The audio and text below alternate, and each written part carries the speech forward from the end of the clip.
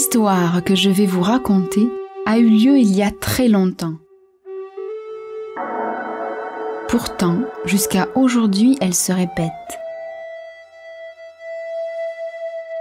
Et elle continuera de se répéter encore et encore jusqu'à ce qu'enfin les hommes comprennent un des plus grands secrets de la vie.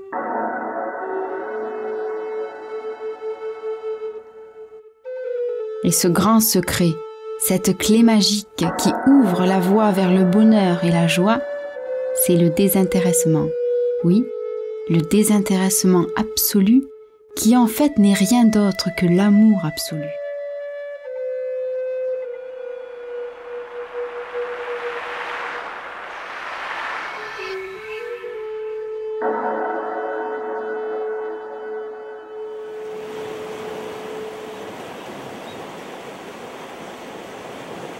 Mais l'action désintéressée n'est pas pour tout le monde, c'est vrai.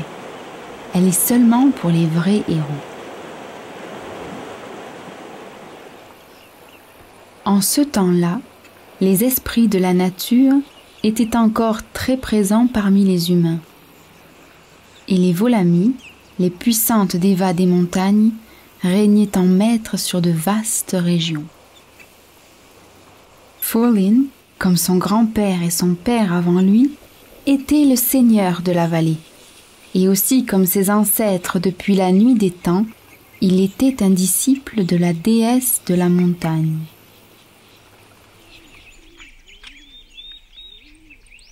Comme tous les matins, Furlin alla voir ses chevaux dans la forêt.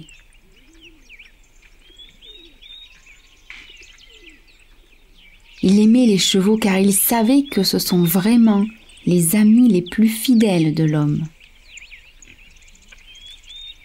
Ce contact avec ces nobles créatures lui faisait du bien, car Furlin nourrissait beaucoup d'amertume dans son cœur. C'était vrai que Furlin donnait beaucoup aux pauvres paysans de la vallée qui en échange lui étaient très reconnaissants et le respectaient beaucoup.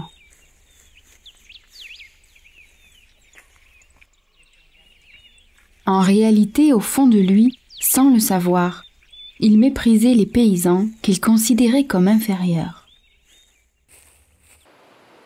Mais ce matin-là n'était pas comme les autres. Furlin se préparait à faire le voyage vers la forêt sacrée, car la déva de la montagne, qui connaissait ses pensées mieux que lui-même, dans un rêve merveilleux lui avait demandé d'aller la rencontrer. Bien sûr, pensait-il, je ne fais pas toutes ces bonnes œuvres dans le but d'obtenir quelque chose, c'est entendu. Mais je crois quand même que je mérite un peu d'égard de sa part, et que les divinités, dans leur grande générosité, pourraient bien de temps à autre aussi penser un peu à moi.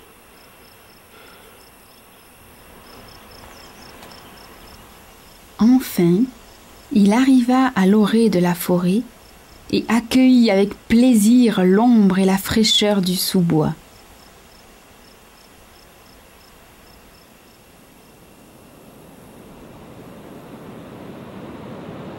Lorsqu'il arriva près de la rivière, Furlin, au fracas qu'elle faisait en grignotant inexorablement son lit de pierre, devinait déjà, avant même de la voir, qu'il ne pourrait traverser à cet endroit.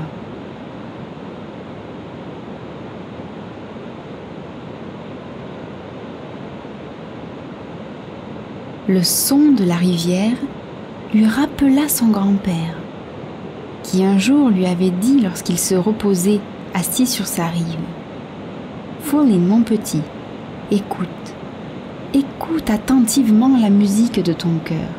Est-ce une source ? Est-ce un ruisseau ?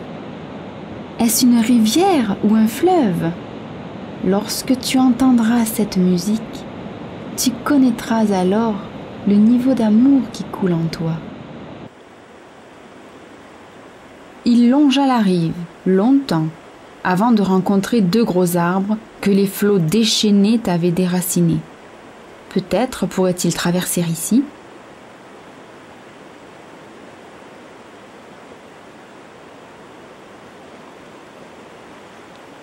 La récente fonte des neiges et les pluies des derniers jours avaient gonflé les eaux de façon considérable.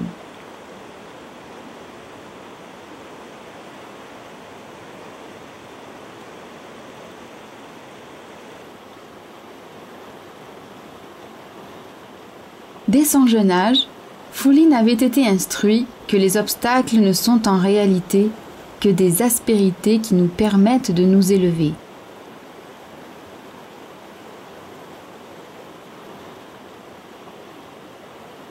Il savait aussi que plus on en rencontre, plus on a la possibilité de se renforcer. Sans cela, on ne peut pas.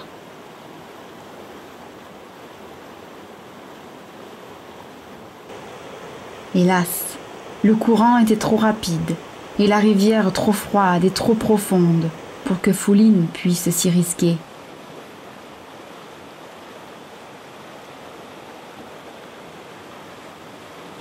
La mort dans l'âme, il dut se résoudre à descendre encore la rivière, en sachant très bien que maintenant il n'aurait plus le choix. Son retard maintenant l'obligerait à escalader la muraille du gardien plutôt que de suivre le sentier qui serpente la montagne, mais qui est beaucoup plus long.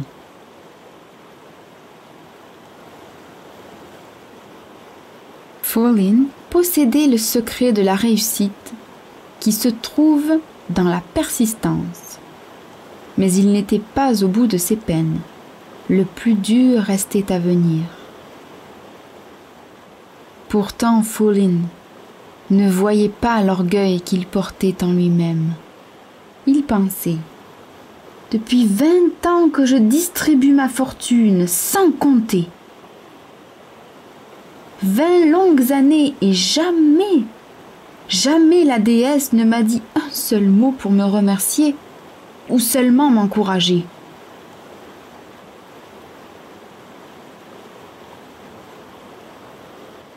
En ce temps-là, tous savaient encore que les montagnes sont les corps physiques d'êtres très élevés. Pour Follin, elle symbolisait la matière qui s'élève vers le ciel. La montagne est un lieu de méditation pour ceux qui savent l'approcher.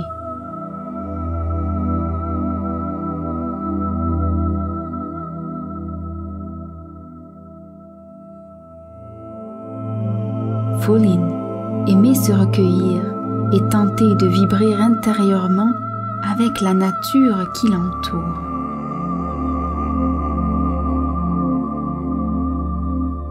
Il s'endormit et fit un songe initiatique. Il rêva que l'âme universelle, la vie qui pénètre toute chose, lui parlait doucement à l'oreille. Les plantes, disait-elle, sont par leur générosité les bienfaitrices de l'humanité. Oui, sans jamais rien demander, elles nourrissent la terre entière. Elles nous enchantent de la douceur de leurs fruits, elles nous émerveillent de leur luxuriance, de la beauté de leur forme et de leur coloris. Elles nous approvisionnent généreusement en remèdes curatifs de toutes sortes. Elles purifient l'air que nous respirons, et comme elles travaillent avec la loi du sacrifice, qui est la plus haute manifestation de l'amour, elles embaument l'atmosphère de leurs capiteux parfums. Pense-y, Follin. Leur seul désir, c'est de faire le bien sans jamais rien attendre en retour.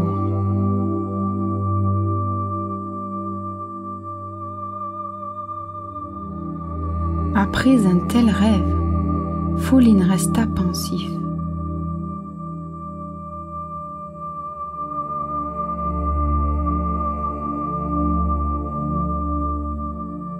Il entendait la douce voix répéter inlassablement : « Pense-y, Follin. Leur seul désir, c'est de faire le bien sans jamais rien attendre en retour. »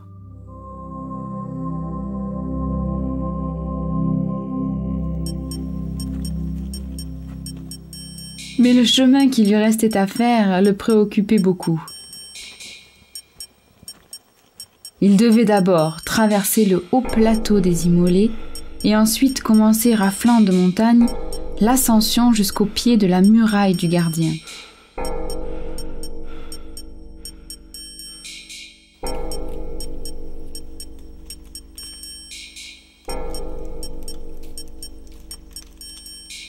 Le temps pressait et le terrain devenait de plus en plus difficile.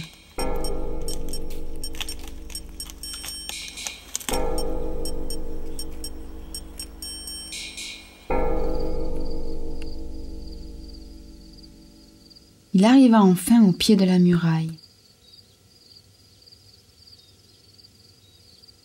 La journée était déjà très avancée et Fouline craignait de ne pouvoir atteindre le sommet avant la tombée de la nuit. Le doute s'introduit dans l'homme comme le ver dans la pomme, et pour limiter les dommages, Fouline commença immédiatement la montée. Sinon, il le savait, jamais il ne rencontrerait la déesse.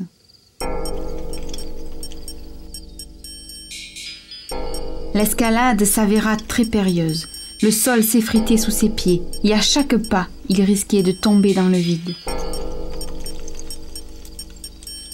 Fouline croyait que les épreuves lavaient l'homme et permettaient ainsi aux divinités de vérifier son courage. Il grimpa longtemps et comme les pierres sous ses pieds, des éternités s'effritaient à chaque instant.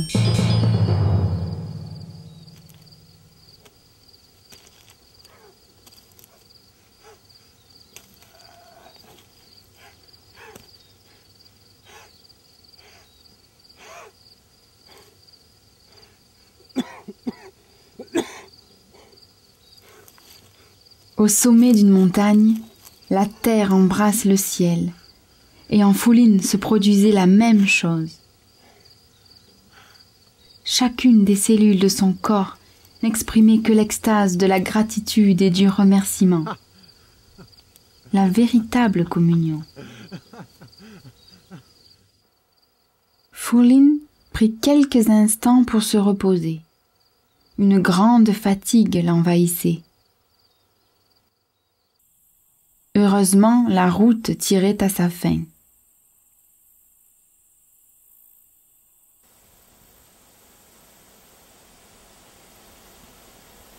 Enfin, la voici, la grotte de l'ermite, l'entrée de la forêt sacrée.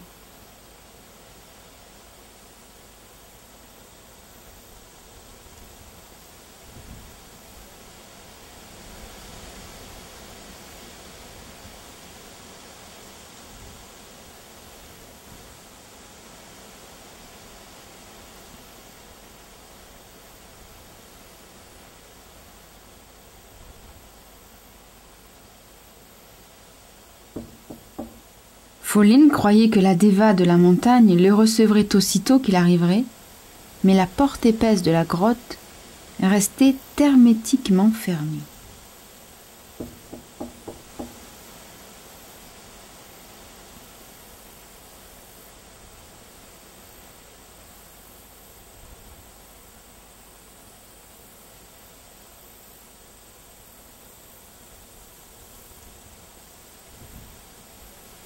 Il faisait très froid là-haut. Et Fouline n'eut d'autre choix que de se faire un feu pour tenter de se réchauffer.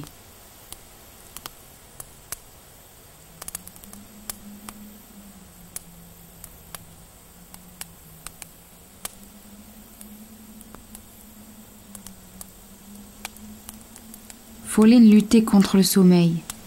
Il continuait d'espérer que la déva le recevrait avant la tombée de la nuit. Le vent soufflait fort, indiquant à Fouline que quelque chose devait changer dans sa pensée. Mais lui, qui pourtant d'habitude vibrait avec sensibilité au message des éléments, resta sourd au langage des sylphes qui chuchotaient leur douce poésie aux feuilles.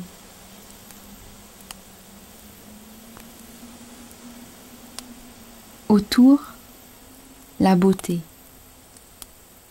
la splendeur, la magnificence. Fúlin finit par s'endormir. Il rêva qu'au centre de chaque étoile scintille un magnifique temple de pur cristal et de diamants.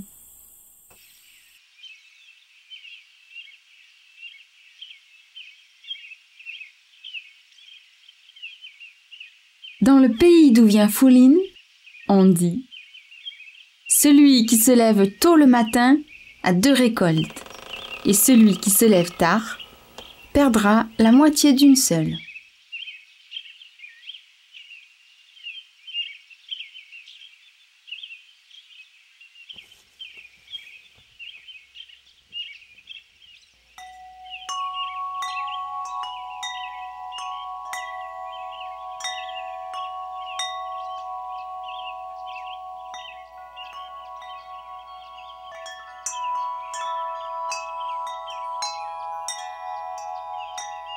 Alors, la Déva elle-même apparut. Souriant à Fúlin, elle dit « Merci d'être venu, mon fils, mon disciple bien-aimé.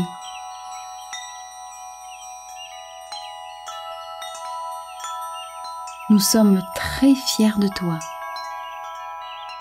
Ta bonté, ta générosité et ta compassion ont résonné aux confins de l'univers. Et dans un songe merveilleux, nous en avons capté les échos. Tu nous es apparu, baignant dans une éblouissante lumière dorée. Tu marchais dans la prairie, accompagné d'une multitude d'esprits de la nature qui ne demandaient qu'à te servir. Au-dessus de toi, tournaient les êtres de beauté des 7 rayons. Ils t'inondaient de leur présent et de leur indicible amour.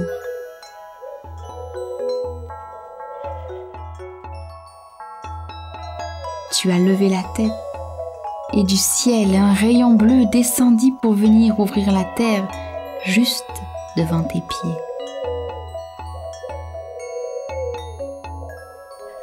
De cette faille a jailli des myriades d'étincelles, de toutes petites étincelles, de minuscules étoiles à 5 pointes, des étincelles d'étoiles. Ceci est pour toi, Fúlin, en reconnaissance de ta bonté et de ton dévouement. Protège ton secret, et ainsi tu conserveras le maximum de la puissance de ce présent. Va, et continue de faire le bien autour de toi. Les esprits de la nature nous observent continuellement et sont toujours très généreux envers ceux qui savent ouvrir leur cœur.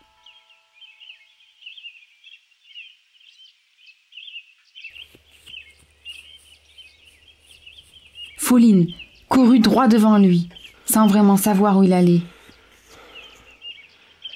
Le cadeau de la Déva pesait lourdement dans ses bras.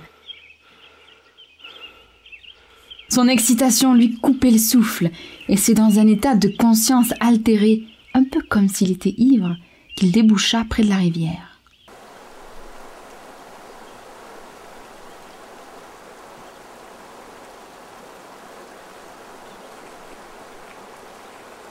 L'air frais lui fit du bien. Il retrouva ses esprits et respectueusement ouvrit le présent. Son étonnement n'avait d'égal que son horreur. Il n'en croyait pas ses yeux.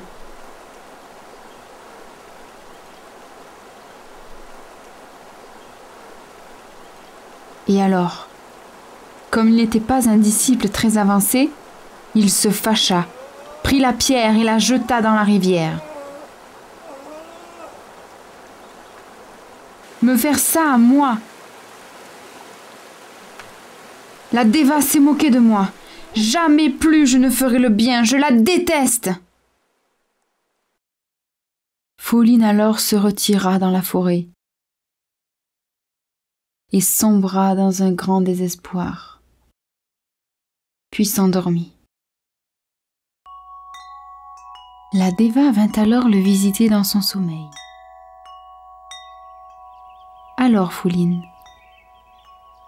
comment as-tu aimé mon cadeau ?» Dans la pierre était caché le plus grand diamant au monde. Star Spark, une météorite qui venait d'une étoile lointaine. Fouline se leva d'un bond et courut comme un fou à la rivière.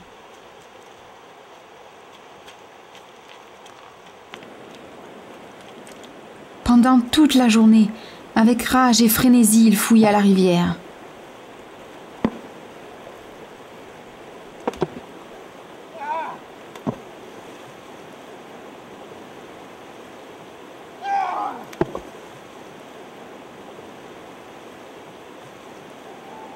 Malgré la puissance du courant, malgré l'eau glacée qui le faisait tellement souffrir, malgré l'épuisement total, Fouline chercha la pierre, mais en vain.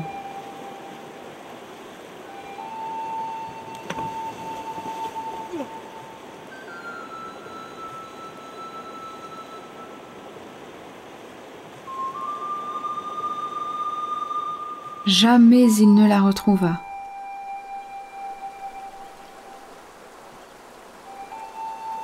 Ce n'était plus nécessaire.